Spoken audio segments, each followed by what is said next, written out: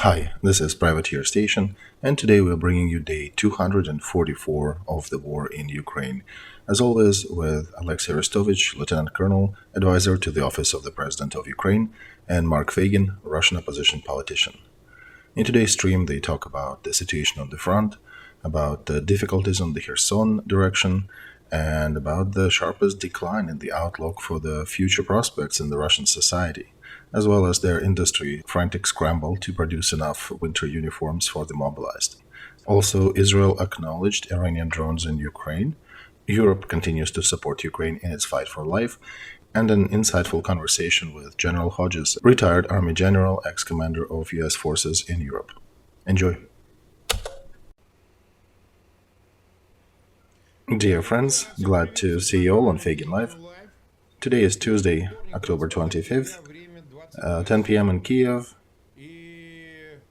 and we're doing the usual stream, day 244 of the war in Ukraine with Olexiy Arestovych. Glad to see you, Olexiy. Just a couple minutes ago, we completed a stream with participation of General Ben Hodges, who was a commander of American forces in Europe. He's now retired. Olexiy joined us at the last half of that stream. Please share links to our usual materials in your forums, channels where you talk. Send them to those people who need to see the material. Subscribe to Feigin Live, to Olexiy Arestovych, and to the Privateer Station if you are listening to or watching that in English. Last thing I want to say, we appreciate translation made by Yuri Rashkin with participation of Ben Hodges, so if you'd like, you can subscribe to his channel as well.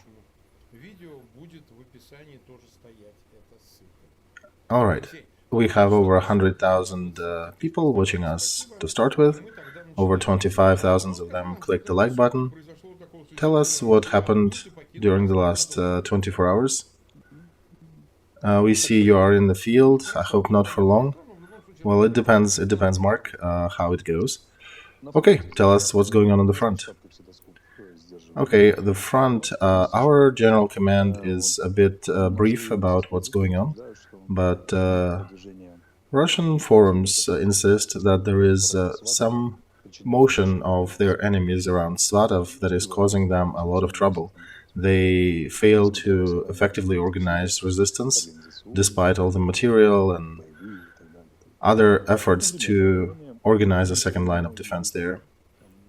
At the same time, a little south, towards Kremenная, it's at the very bottom of this first map, by the two red arrows, they are trying to push forward and trying to take some initiative and overplay the Ukrainian forces. I understand the same task is set for Kherson region as well. So that's impressive. They want, apparently they had a task to also counterattack and recapture some territories. I predict both of them will fail, and it's a tall ask for them to try that. So I suspect, again, that those other activities will fail, and the only places they'll be talking about is near Bakhmut, Zaporozhye, and Avdiivka, which is remaining the hottest area of the front. In Bakhmut, just today we had 8 waves of attacks on our positions before lunch. So every half an hour, one wave dead, they're sending another one, another wave shot up, they send another one. So how much did they capture? They didn't. No, we pushed them back and liberated some of our lands. But regardless, they're sending their people in waves, 8 waves in just half a day. Who are these people dying? Is it mobilized inmates? It's a whole mix of everything. It's Wagner with inmates, it's some cadre military, it's mobilized. So they're really competing, what will they run out first? Human force on the ground or artillery shells? Neither of those things help, but yeah, that's rather impressive. Reminds of a situation near Rzhev in the Second World War, where there were topographical layers of different fighters on the field, layer upon layer upon layer. That's how Russian command fights. We talked about them, but they continue fighting in the same barbaric style of just wasting their troops in frontal attacks. In Kherson, what's going on there? Oh, they're reinforcing their group. Nobody wants to leave. They are reinforcing that area. And they actually got plans, apparently, to try to push us back and perhaps attack towards Nikolaev. We understand that these are just the aspirations. They never calculate proper. But as I would say, we are not going to retreat anywhere. And we're looking for very tough fights for Kherson. It is difficult to talk about perspectives for its liberation because they're doing everything they can to fortify their group, really pouring a lot of resources, kind of inhuman effort to fortify that area. So we'll see. Understandable. Can we at least gauge how many mobilized people are participating in that part of front? This is that biomass, as Ben Hodges mentioned in the previous stream. They want to survive till winter, to drag them and their fight with the bodies of young mobilized men into the winter. Yep, that's understandable prospect. They got a ton of dead and wounded and mobilized. At least I'm thinking 1,000, probably way more by today. We're adding dozens, if not hundreds, daily to just mobilized numbers. This is a pretty fast process. And 2 months of the warfare like that, as we talked before, remember, in a couple months, in a circle of each Russian, they will have somebody who had perished in Ukraine. This is a direct social touch with the war. It's not out there somewhere on the TV. Oh, indeed, yeah. By the way, Levada Center in Russia, that's a social research organization, they published that public aspirations for the future in all age groups went down in the sharpest decline since the early 90s. And for the most part, it was mobilization that affected that. And it resulted in goals and future prospects for average Russian going down dramatically. So that's just the beginning. Once they'll start getting blood of their friends, relatives, family members, and body parts of whatever, if they get anything back from the front, we'll see how they change their sentiment then. Another curious thing, Mishustin, their minister, came out and said that they will mobilize all the light industry to produce winter uniforms for their mobilized troops. Oh my god, they don't have any light industry. It's all either inmates or imports. Yeah, that tells you that they have nothing to dress them in. If they have no clothes, you can extrapolate how are they doing in terms of armor, in terms of weapons, ammo, medkits, other things. So I would want to pose a question here. Dear Russians, how do you tolerate all that? I can understand that on the mental side, but with my consciousness, I have issues grasping it. They're hunting you in the street, they're grabbing you, they're taking you to the front. You maybe have a week there if you're lucky. There are much shorter times now. We actually had people dying in 4 days, 5 days.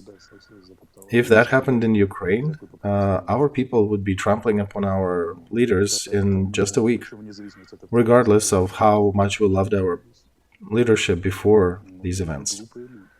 You guys are not dumb. I'm far from thinking that all Russians are orcs and they're dumb and dimwit and don't understand anything in medicine, humanitarian sciences, or psychology. There are a lot of educated people in Russia. People who got education, who got achieved certain heights in their professions. How can you tolerate all that?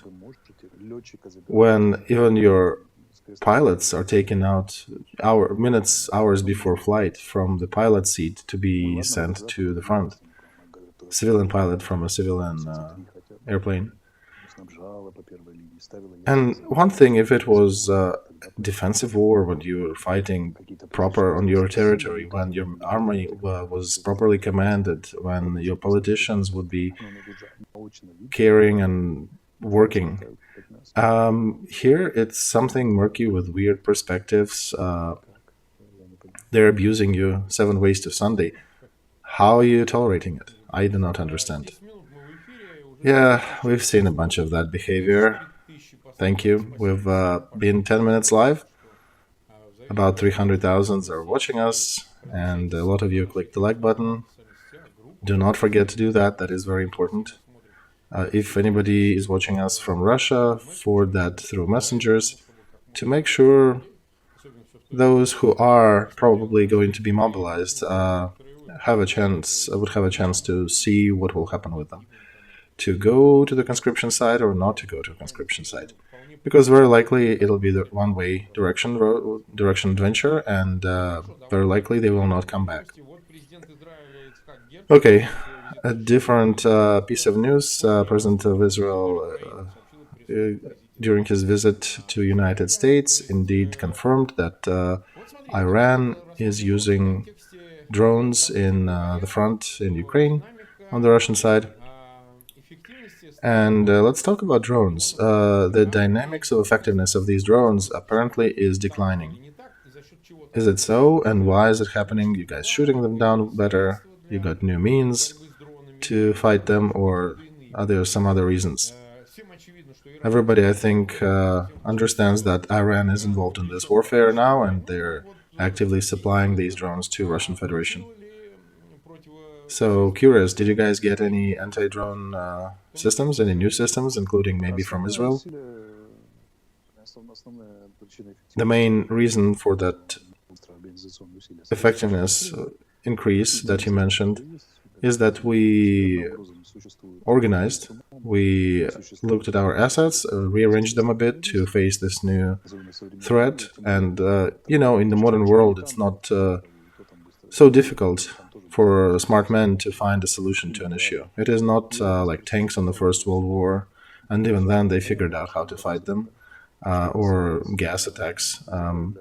So that sudden effect for the drones existed for a week, maybe two, and then after that we figured solutions. As for the supplies from Israel to Ukraine, officially we did not confirm anything. Unofficial winking and saying everything is good, I don't put much faith in that. Whenever we see real equipment, we can talk about that. Until then, I don't think so. Iran trolled a little bit here. They suggested, after Israel's statements about Iranian drones, Iran suggested to create a multilateral commission to verify presence of Iranian drones and try to dispel the baseless accusations. So, while we're that at the same time, we're showing the components made in Iran. And I understand, of course, it's not about just officially claiming that these drones are in Iran. This is also about actually capturing, displaying the components and all. But even then, I don't think it'll convince Israeli to give something special, something new to Ukraine. I was talking to the Israel radio today, I think the one that you gave interview to as well. And in Israel, there is apparently a live discussion that Hamas and Hezbollah has thousands of similar drones on the borders with Israel. And if we give something to Ukraine, we very likely will remain pretty barren for our own threats if we start giving our means to Ukraine. Yeah, they're actually correct in their estimations. Do you see any solution to that problem? There could be a solution here, but it's definitely not for press, not for megaphone politics, the ones that are announced to everybody around. It likely will be a quiet solution without, how do you say that in Russian? Without wide publicizing of it. Israeli Prime Lapid said they are with Ukrainian people. That's a good vector indicating that they're supporting us. As for the details, that will be if it'll be decided in the quiet rooms, not on the public limelight. And Israel indeed has a bunch of fronts. Syria's sector Gaza, Iran, slow-burning conflict. So Israel is a country that once every few years is sitting in bomb shelters, and in every house there is a special shelter room, shelter space, every new house that they build. So Israel is good in shooting down hundreds of missiles, but Hezbollah just a few years ago managed to, for example, stall Israeli industries by launching thousands of their smaller-sized missiles at the country. And Israelis had to spend too many days in shelters, so their industries were not effectively working that time. And their military actually had issues with oversaturation because their systems were working fine, aviation was working fine.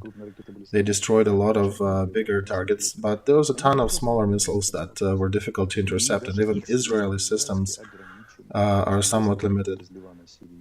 Because if the airspace will be invaded with missiles from Iran, Syria, and different directions at a time, then they won't do much, because every defense system has its limit. That's similar to what Hodges mentioned today. Not a single country in the world can cover the whole sky. Even the United States cannot cover and protect the whole sky of its own.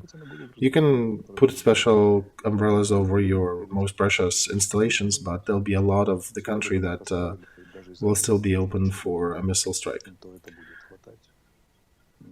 And, you know, Israel, even if they send us some stuff,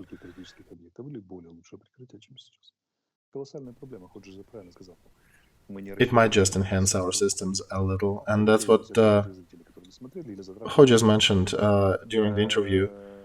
We were ready to cover, we misunderstood the nature of Russian warfare. We were ready to cover the most important objects, but we were not ready to protect civilian targets. Civilian targets, we did not expect them to be hit with cruise missiles, with $1 million missiles attacking civilian houses, civilian buildings. We managed to do that here in Ukraine. It's difficult for us, but we managed to shoot quite a few of them down.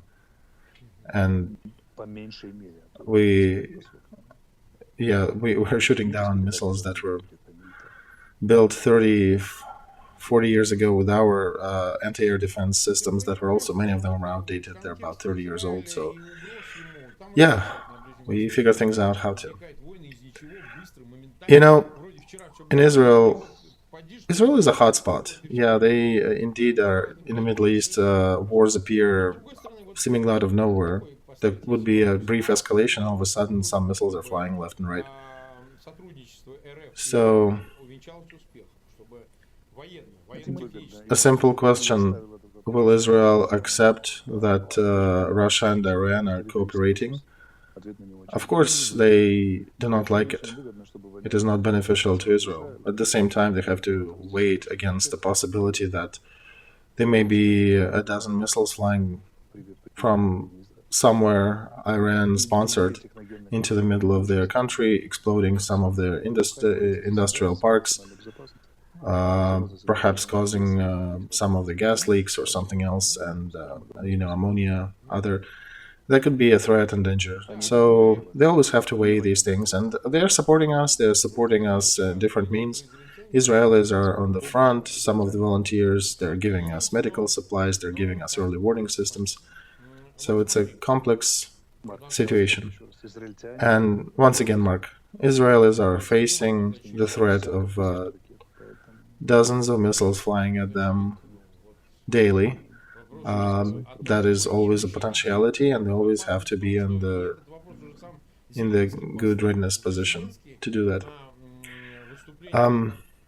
Also, Zelensky mentioned that there was a conference for democracy in Israel.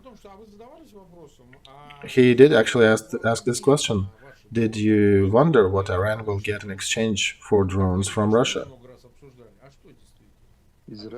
Israel was fighting against Iran and will be looking for different ways to slow down Iranian military aspirations, but it doesn't mean that they can afford openly supplying anti-missile systems to Ukraine. They are participating in this war on our side. They're helping us. We will do most of the work anyway, but now we do have a common enemy, actually a coalition between Russia and Iran. Israel will never call Russia an enemy, at least not yet, but both of us are facing that enemy coalition. It's a fact, and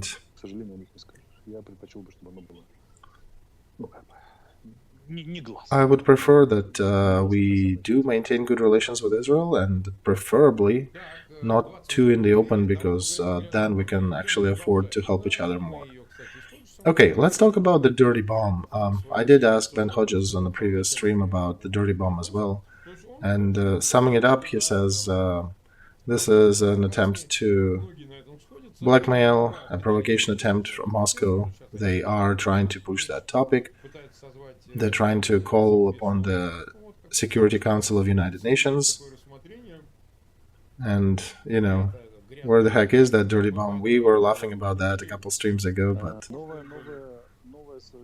Yeah, Mark, they're pushing a new Security Council meeting now. They actually, I think they again brought up the biolabs. They dropped the dirty bomb now, figuring out that doesn't fly with the international community. So now they're pushing for the special labs in Ukraine meeting.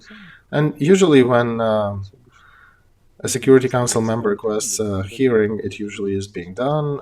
What they're doing, they're just spamming. They're spamming international bodies like United Nations with their bogus requests. This is the country spammer. I remember they actually accused United Nations that if your commission will go to Kiev verifying if those drones are Iranian or not, will reconsider participating in United Nations. And now that the representative Nebenzia, who is an avatar for balls, for the lack of a better descriptor, he is now saying that Ukraine has dirty bombs and we need to meet urgently. And as you mentioned, I'd agree that they do not deserve a clean bomb. They deserve a dirty bomb with these statements and spamming. President Steinmeier mentioned he was visiting Ukraine this night. He visited Chernigov. He saw some of the locations there. He is the author of the Steinmeier's plan, not Minsk agreements themselves, but some parts of it. That was used as the attempt to prevent war, but didn't work out. So he promised to give 3 rocket systems, Mars, and 4 howitzers. Yes. Well, it's not much for our front. It's a drop in the ocean, but thank you. One of the platoons and one of the artillery brigades will be provided by Steinmeier. Yes. We're grateful for that support. This is the cost of the result of disarmament of Europe that lasted for 30 years after the fall of USSR, when they hoped for American umbrella and United States was preparing for proxy wars with partisans, and everybody thought they can be buying gas from Russia and not be afraid of anything. Neither Tuzla nor 2 Chechen wars, nor shooting down a Russian parliament, nor their position against Europe in Milosevic conflict, nor attempt to create a coup in Syria, crew in Chernogorия, nor their support in Syria, nor their shenanigans in Africa. So nothing warned them. And now, for howitzers, that's what we have. And Thankful even for that. And the fact is that they are not giving us very little on purpose. They just don't have much. This is the share that is very serious for Germany because it's small in absolute numbers, but in percent, that's a pretty big chunk of their battle readiness that they're dedicating to Ukraine. So, how much do they have? A couple dozen?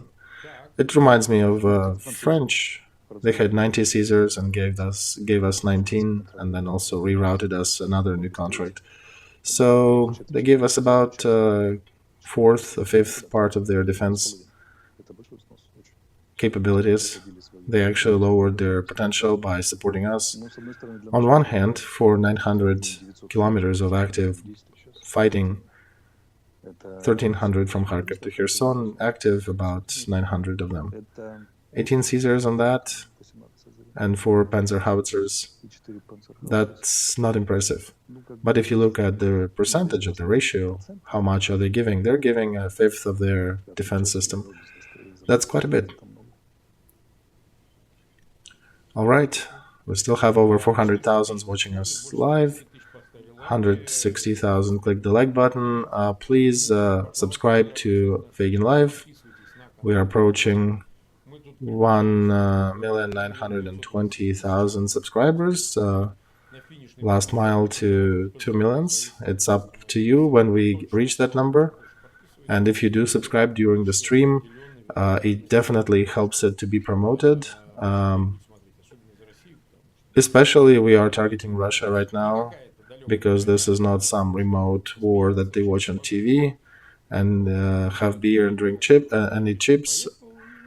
Now there are examples of a 33-year-old IT guy who went to serve in this conflict and came back in bags.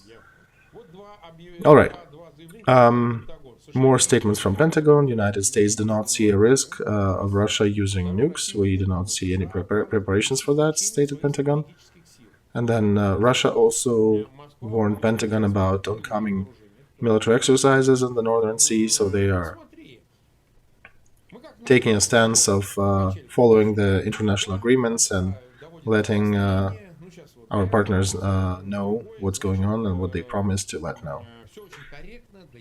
We're almost in a roller coaster. When they go up, they go down, they escalate, then they pretend, hey, we are all good, we're just training, we're preparing to protect ourselves. And then they're again escalating, saying that we'll maybe attack critical structure in the war in Ukraine. So this is a weird roller coaster. One day it goes one way, another day it goes the other direction.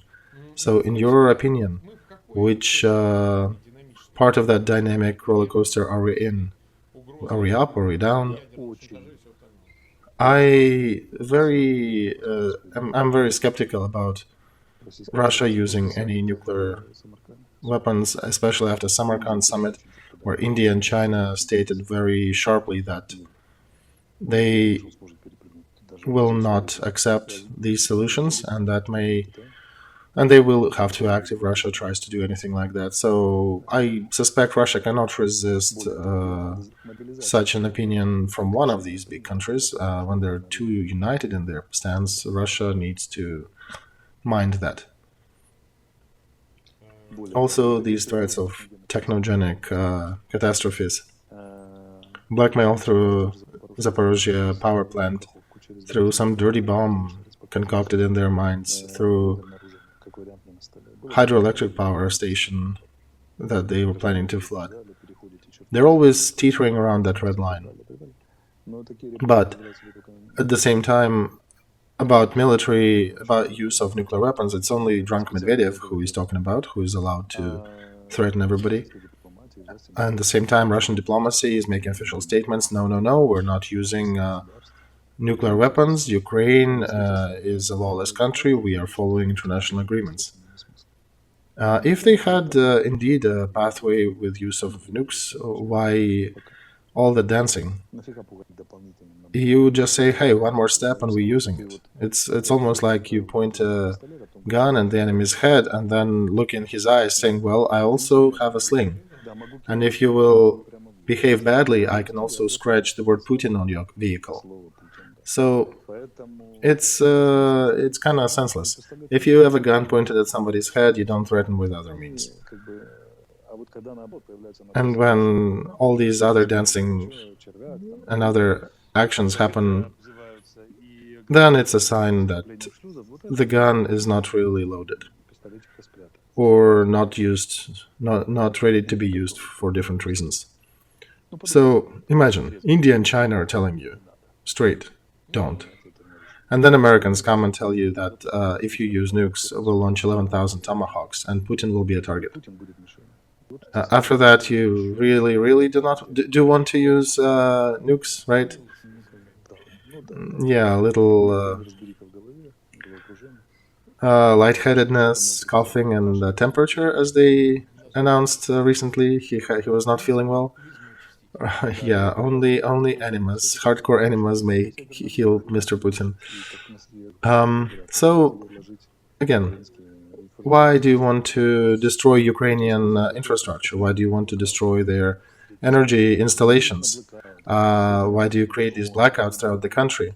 Because that shows again that nuclear threat is somewhat put on a back burner and they're using other means. These are other means. All right. In context of approaching G20 summit, two news.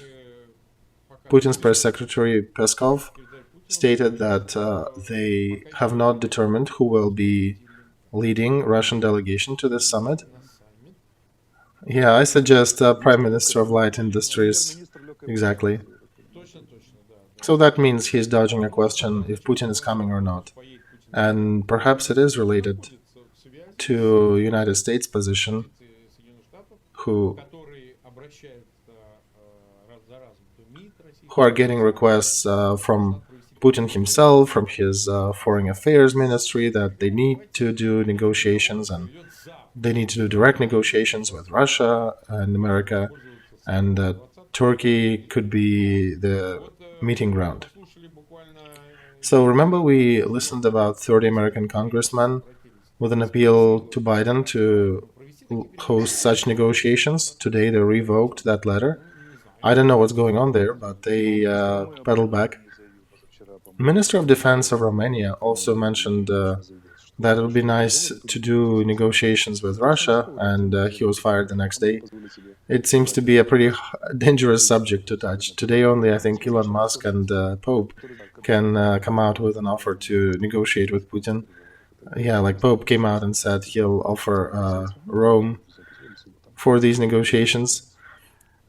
And Musk can suggest certain things. And of course, Turkey, because that's their political play.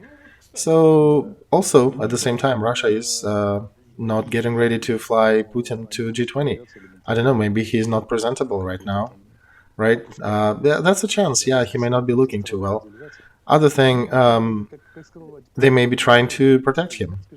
He may be just afraid to visit. Because, as one of my friends said, Zelensky is unpredictable. He can just come up to Putin and hit him in the face. Right, or slap him or something. So let's send Mishustin or some other minister to get his face slapped. Yeah, get your mug beaten up in front of all the cameras. That would be an interesting statement. They'll probably think a couple hundred times before visiting. After that, what they're gonna do? Do a nuclear strike on Bali? Nothing, really nothing. Shoot down Zelensky's airplane? Well, he'll be taking all kinds of different routes, and he'll probably be protected by a lot of other planes. But Zelensky is not going to visit that summit. Well, conditionally, right? There are other ways for Zelensky to participate, but, figuratively speaking, Zelensky figure on the summit. It could be another figure, By the way, another blip on the news today, President Macron also called upon the President of the United States to sit down and discuss the process of regulating the conflict in Ukraine. I always want to ask, regulating what? What are you going to regulate? You regulate a leaking water pipe. You regulate faucet. What do you regulate in this war? They just need to get the F out of our land, and no regulations necessary. And then you can regulate the compensations for tens of years ahead. What do they want to regulate? The amount of our citizens, of our civilians killed daily, so that there would not be 400 of them dying every month when just 40 is good? What's the subject of these negotiations? Or should we bring them once again to Izum to see what agreements with Putin's regimes are worth? Yeah. So the subject of regulation. Well, we understand. We understand what Putin will be suggesting at any negotiations. Give me my 4 regions that I occupied, acknowledge them to be part of Russia, and I'm ready to talk about demilitarizing. But we need to do ceasefire to start with, and then we can sit down and talk and demilitarize, etc. He wants that. Yeah, no. He wants a big kick in his butt.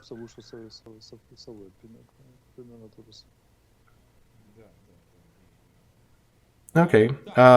Another one. Von der Leyen mentioned an important thing today. She said freezing of assets is for the weaklings. These assets should be confiscated. This is your favorite topic, right? She's not a weakling. She is definitely taking a stance. Oh, I saw that in the news today. I actually thought of you. I thought Mark will be happy. Yeah, that reminds me of that scene from a movie. Miss, let's come visit the store. We are approaching 8 months of war. They keep continuing concentrating their efforts in terrorizing civilian targets and population. We need to start rebuilding some of them, and they need to be paying for it. It's just, it will be harder in winter, it will be colder.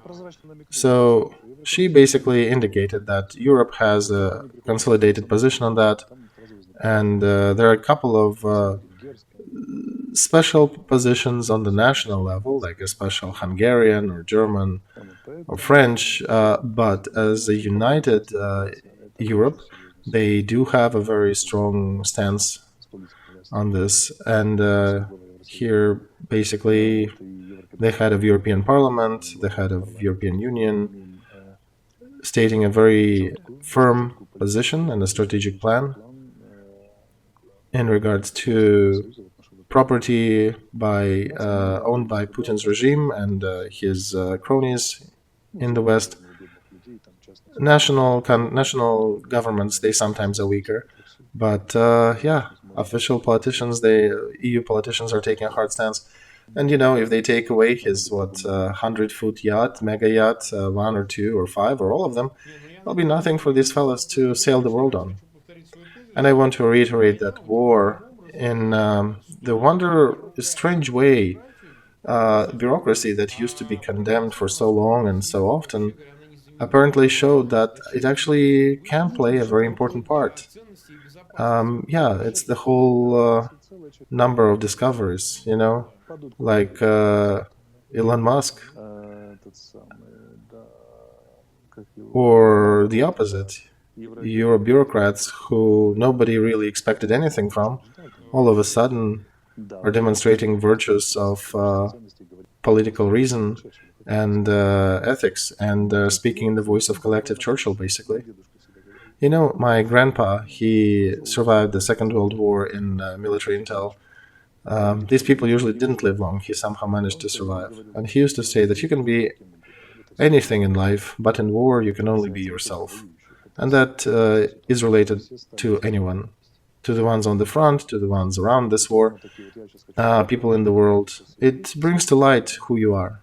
It brings your inner person to light. Your core character is becoming more visible in these times. On the periphery, you could be playing different roles and some other nuances, but you can see the core of a human. why Putin started this war, because he expected that Europe was dead and they already forgotten their core values and core ethics. And all of a sudden, Europe surprised him. And on the national levels, they are struggling. They got issues, but on the joint allied front of European Union, they are as strong as you can be. They are probably competing with Boris Johnson's statements, and there is another statement about cutting the Russian gas to Europe supply coming soon. So they are doing big things, and we're very thankful to them for that. Again, if we read Borrell and his statement in his recent publication that came out, did you read it? He posed a global view there. Um, remember Liz Truss and her statements? Borrell actually exceeded her in the way he talks about the subject. And 100 billion that Scholz dedicated to revivification of Bundeswehr and German military. Because Europe was almost taken out to a museum. All of a sudden, it's now awoke, and it's rising up and, stretching a little and refreshing its military capacity. Johnson was right when he said the Chinese will not forgive Russia for waking up the West, because China was mining their money and enjoying quiet dominance in the world. All of a sudden, Russia woke up Europe. And apparently now Europe is biting back, and Europe is not sleeping anymore. Germany nationalized two major companies that were a black wallet for Putin's regime in Europe. So it is nice to see what's going on in Europe. Me, as a European, as I consider myself a European, I enjoy seeing the processes in Europe now, because I felt sadness before, as we were discussing negotiating with Putin's regime about other things. I was thinking, Karl the Great and others, leaders of the past, would not believe what we came down to. But now, looking at things unfolding, it actually is inspiring. So old Europe is showing itself pretty well. National governments, they're still figuring things out. Biden's government said right, when you're supporting Ukraine, you're not supporting Ukraine government. These are investments into your safety and security. Because if Putin wins, he will come to your borders eventually with the joint armies of Belarus and Ukraine. And then you will have real tall ask to fend off against this big group. Now Ukraine is carrying that burden for all of you. Because if they fail, Russia will take all the resources and they will come. And Ukrainians, everybody sees how Ukrainians fight. But if we leave Ukraine to fight alone, Russia may eventually prevail. Of course, they'll have to kill about 2 million patriotic Ukrainians who will be fighting to their last blood. But at the end, genetics is genetics. They would have acquired a whole new set of fighters after. And now, listen, it's different governments, and Ben Hodges and Arestovych and Feygin are telling you the same. These gifts that are given to Ukraine now, these are not investments into nothing. These are investments into your security. Exactly so. 43 minutes we're live, about 440,000 watching us. Over 140,000 clicked the like button. A little announcement I need to make. We wanted to show from a Telegram channel Gerashenko, an 8-year-old boy who stayed alone in Bakhmut region of city that is being actively shelled. His parents died from the bomb explosion dropped by Russians. His mom was 7 months pregnant, and their bodies laid on the street for several days. When Bogdan learned of it, he ran home from a family where he lived. Police organized a rescue raid, got him out of the dangerous part of the city, and relocated him to a safer part of Ukraine. So we cannot pass by this orphan who is 8 years old now. So if anybody has his contacts or contacts of his aunt, please send us notes. Mark, I will find it out through police. Yeah, they should have his contacts. Please find that data. We need a way to support them. So if anybody also wants to join us, reach out. We'll give you direct information how to help. All right. How are your plans for tomorrow? Yeah, all's good. Tomorrow's good. Okay, then tomorrow at 10 p.m. Kiev, we'll be waiting for you here, as usual, daily, with Olexiy Arestovich. Again, pay attention. Try to watch the previous stream with Ben Hodges. Side note from Privateer Station. We'll translate that likely in the next couple of days. Hodges was great. He knows the information. He formulates well. People can learn from him how to make statements, how to speak publicly. And we'll continue with these guests. It's not an easy thing to organize. It's nice to watch. So do not complain about picture quality and sometimes the overlay of audio. It's not simple. Oh yeah, in some conditions it's not even easy to just get internet to join the stream. So we're trying for you, and we're also working to try to stop this war as soon as possible. That takes effort. See you tomorrow. Thank you everybody for being here, and subscribe to Feigin Live, to Olexiy Arestovich, and to the Privateer Station if you are listening to or watching that in English. Goodbye. See you tomorrow.